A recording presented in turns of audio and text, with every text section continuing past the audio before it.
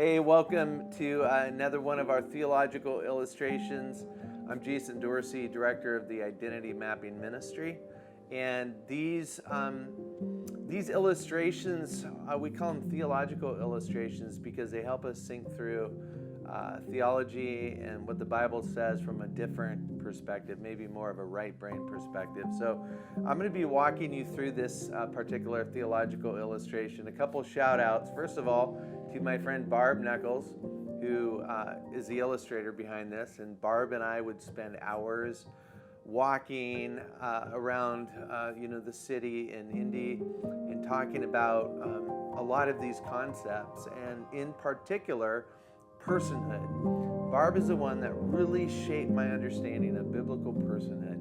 So not only is she a terrific illustrator and artist, but she's also a top-notch theologian, and I learned a lot about personhood from her. So I want to do a little shout out. And then I want to also do a shout out to my uncle Robert Dodson. I'm wearing a hat from the award ceremony when he was inducted into the Academy of Model Aeronautics Hall of Fame. So my hair was kind of messy today, so I thought, well, I would just kind of wear a hat and maybe look a little bit better. So anyway, we're going to get started on this illustration. This is called the foundation of personhood. And you can see we use a mountain. We use this mountain a lot in our identity mapping ministry because we're trying to communicate certain things. You can see this here. It is a cutout, and it says this is the whole person.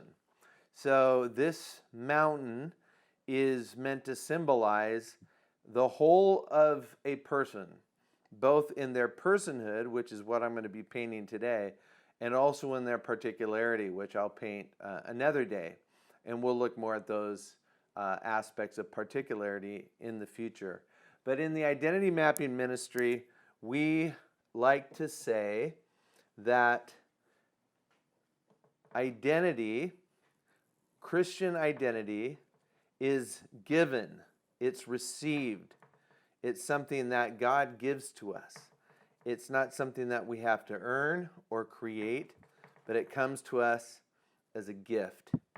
And so as we look at personhood and identity and this foundational part of who we are, we're looking at the very essential part of what it means for us to be a person. So let's start down here at the bottom, and you can see here it's that at the very bottom, at the base, at the foundation of who we are is human personhood.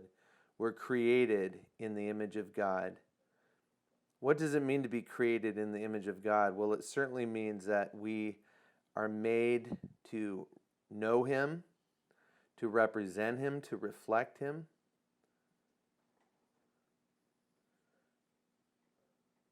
It also means that we're loved by Him, that we're special.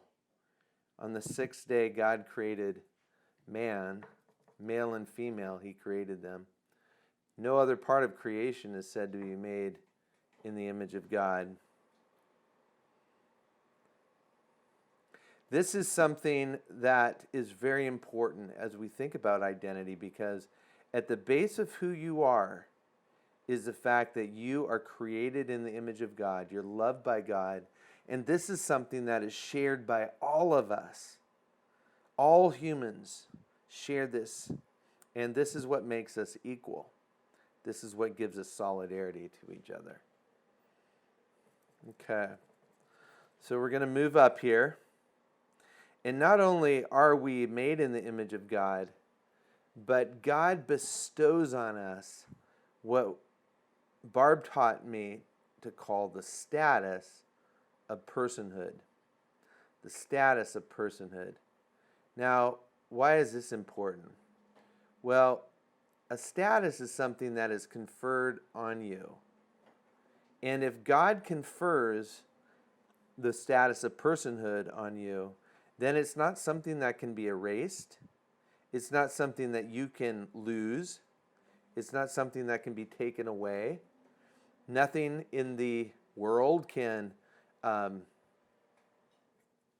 wipe it or pollute it or compromise it, because God confers it.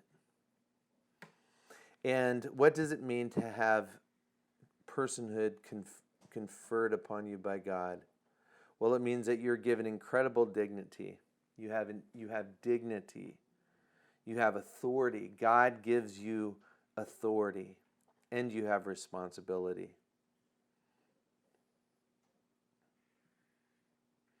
So, starting at the bottom, we're created in the image of God, we're loved by God, and this is shared by all of us. Moving our way up, to understand who you are, you need to know that God has conferred the status of personhood on you. You have incredible dignity. You have responsibility and the authority. God has given you authority. Now, moving up to the attributes of personhood, what are we talking about here by the attributes of personhood? Well, what makes you distinct? What makes you... What do we all share as humans? But what also, we might say, makes us as humans distinct from other creatures? And this is where we begin to talk about the attributes of personhood. God confers these attributes of personhood onto us. And the attributes that we all share as those who are made in the image of God is that we're relational. We're made for relationship with God, with each other, with ourselves, and with the world. We're volitional. We have a will. We have the ability to make decisions and choices. We're emotional. God has given us emotions, and those emotions are integral to who we are as humans. We're sexual beings. God made us male or female. We're purposeful. God made us to have a desire for and a longing for purpose. We're moral. We have a sense of responsibility and a conscience. We're rational. We have the ability to think, to reason. We're physical. We have bodies. We're spiritual. We have souls and the ability to be in a relationship with God. We're creative. And all of this is designed by God to be integrated.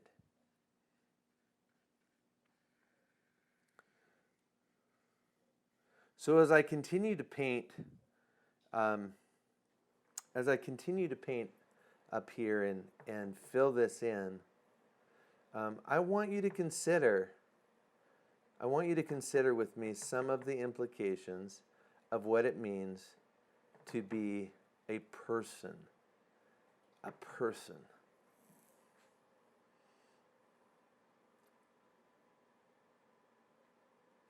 When you think about a mountain, mountains are pretty solid.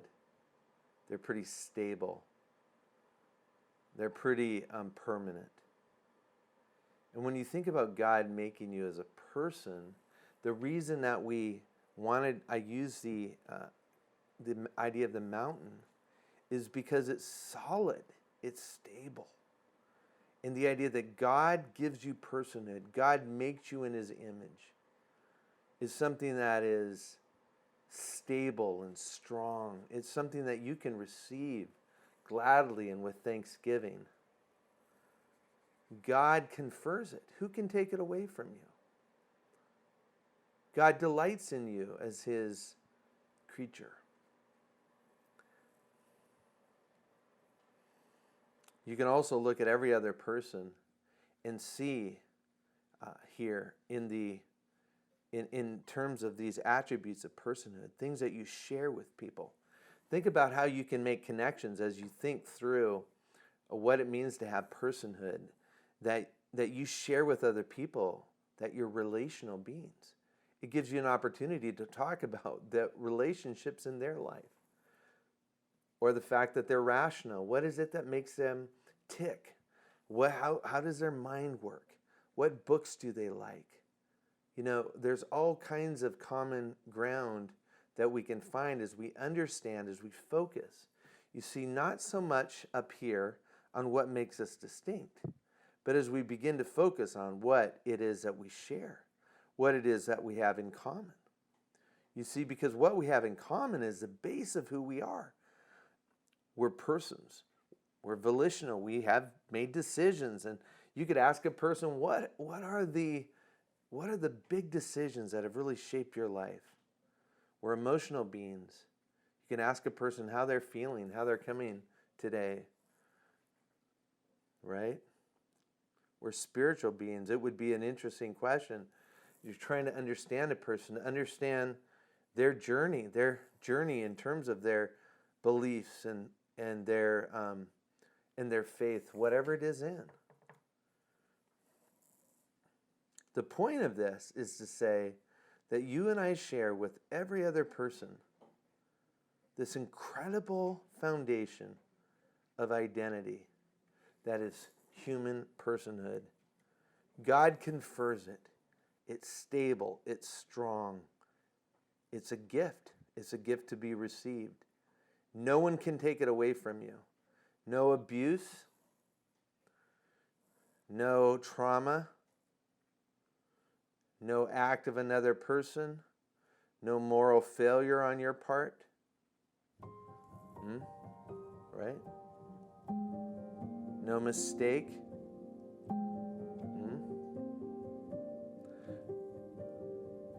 Nothing you do can erase your personhood. What a beautiful gift of God it is. You can look every other person in the eye as an equal. You don't have to lower your head and your face in shame, because you are made in the very image of the Creator God. He delights in you.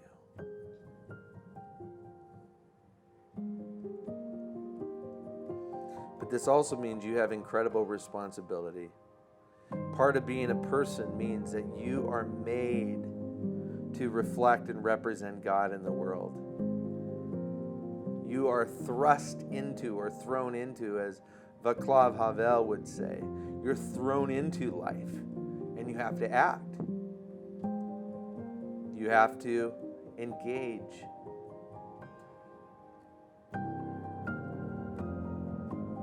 You have to make decisions. Your life and your actions matter, and they have eternal consequences.